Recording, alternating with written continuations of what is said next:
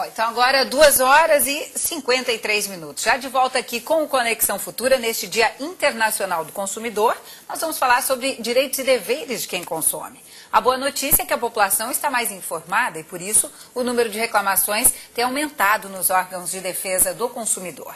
Para a gente saber, então, um pouco sobre o crescimento desse número, né, também sobre como podemos consumir melhor, né, de uma maneira mais responsável, vamos conversar agora por telefone com o Carlos Edson Monteiro, que é diretor jurídico do PROCON do Rio de Janeiro. Tudo bem, Carlos?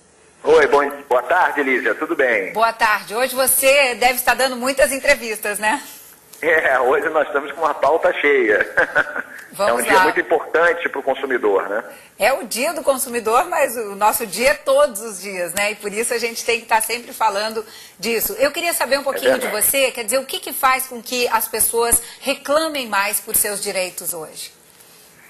Olha, Lígia, houve com a criação do Código de Defesa do Consumidor em 1990, a sociedade brasileira passou por um processo de infração e de crescente tomada de posição em relação aos seus direitos, também aos seus deveres, mas isso foi um processo longo, que ao longo desses 20 anos culminou com números expressivos de reclamações e de consultas aos órgãos de defesa do consumidor, aos PROCONs de todo o Brasil, e cada vez mais na exigibilidade dos direitos do consumidor perante os juizados especiais, junto às defensorias públicas. Então o movimento é um movimento da sociedade, é um movimento de conscientização que é crescente, eu acho que é irreversível, né?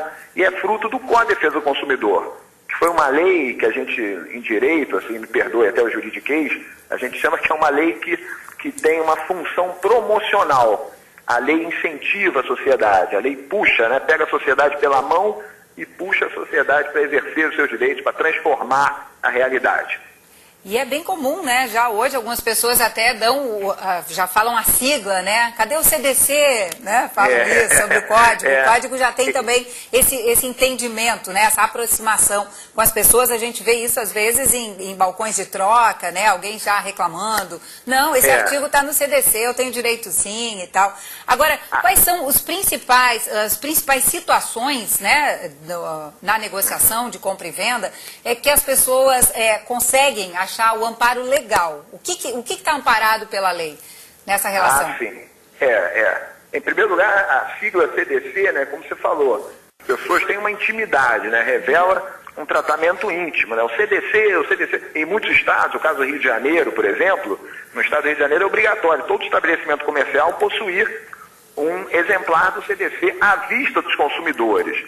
Então isso é muito importante pedagogicamente para a gente crescer aquela conscientização que a gente falava. Mas em tema de reclamação, a responder a tua pergunta, o que eles mais têm nos procurado são questões que dizem respeito a serviços essenciais, luz, telefone, telefonia, descumprimentos contratuais na entrega de produtos e também questões ligadas a instituições financeiras. Se a gente for passar em revista o ranking das reclamações, a gente vai ver que os campeões na reclamação são as instituições financeiras, o setor de telefonia, sobretudo esses dois segmentos. Tá. Bom, então essas relações sempre são regidas atualmente pelo Código de Defesa, é isso? São. Até isso foi uma discussão que perdurou aí durante alguns anos, se o Código de Defesa do Consumidor se aplicava ou não às instituições financeiras. E hoje em dia a questão está pacificada, já é entendimento sumulado do Superior Tribunal de Justiça nesse sentido, né? E aí você está se referindo a bancos, por exemplo, financeiras também entram nesse rol? Bancos, financeiras, administradoras de cartão de crédito, todas entram nesse rol, né? E as reclamações nesse particular, que o cliente mais se ressente, é no quesito das informações, né? As informações têm que ser claras, objetivas, têm que ser determinadas. O Código de Defesa do Consumidor exige que o consumidor entenda exatamente aquilo que ele está contratando. Né? Isso é fundamental. E, eventualmente, aquelas cobranças indevidas que geram uma vantagem manifestamente excessiva para o fornecedor. Então, assim, dentro desse segmento, as maiores reclamações são nessas duas frentes, né?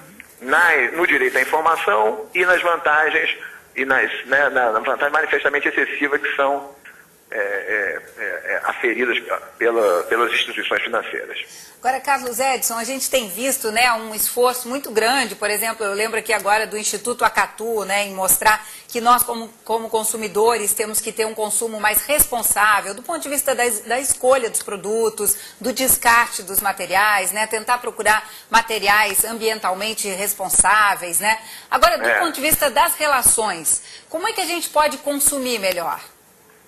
Isso, eu acho que é fundamental, assim, cada vez mais a gente tratar de fazer campanhas de educação para o consumo, né? Um consumo responsável, um consumo consciente. Isso inclui naturalmente também o crédito, né? A opção pela contratação de um crédito, que é um produto oferecido pelos bancos, também tem que se dar após muita reflexão, né? Hoje em dia o que há é algum abuso até que a gente vê de parte de algumas instituições financeiras que oferecem um crédito muito fácil, né? Um crédito sem comprovação de renda, sem exibição de contra-cheque, crédito na hora. Isso depois acaba gerando um dos problemas maiores do nosso tempo, que é o do consumidor super endividado. Então, quer dizer, cada vez fica aí mais essa dica, né? Quer dizer, saber exatamente ou aferir, né? Se você está precisando daquilo ou se você pode esperar mais um pouco, né? Muitas vezes a gente compra tomado por um impulso, né? Ou pelo desejo mesmo de comprar.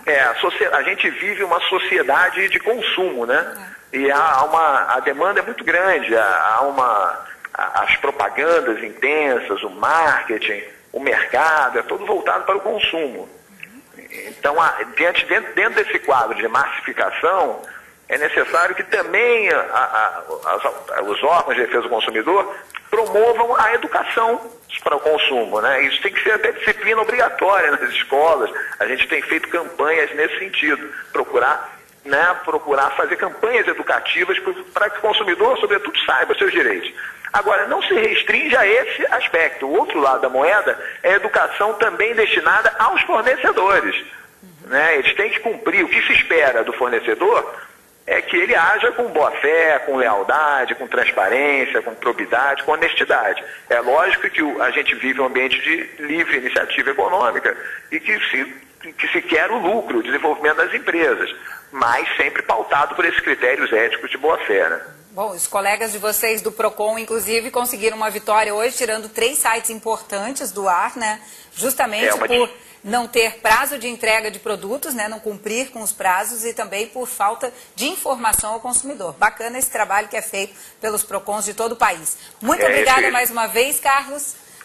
Nada, Lígia, é um prazer. Estamos às ordens. Da mesma forma. Bom, antes de encerrar esta entrada, nós vamos deixar aí o endereço, então, de um site para quem quiser ter mais informações sobre os direitos do consumidor, né? Além, claro, de sempre saber sobre a movimentação dos PROCONs, do IDEC, né? E de outros institutos sérios que trabalham com esses direitos e deveres do consumidor.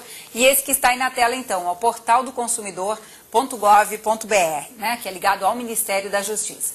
E ainda sobre consumo, eu queria lembrar que o Jornal Futura de hoje, que começa às 5 horas da tarde, fala sobre lixo eletrônico e o que fazer com os produtos descartados. Então, a gente sabe, aumentou o consumo de telefones celulares, de TVs de alta definição, câmeras digitais, notebooks, e cada vez mais esses produtos dão defeito, né, e precisam, então, ter um destino correto para o lixo, se for o caso, né, quando não for possível consertá-los. Então, como o Brasil já é o país que mais produz lixo eletrônico no mundo, olha só que informação é essa, né? Está aí um assunto com o qual a gente deve se preocupar sempre e agir.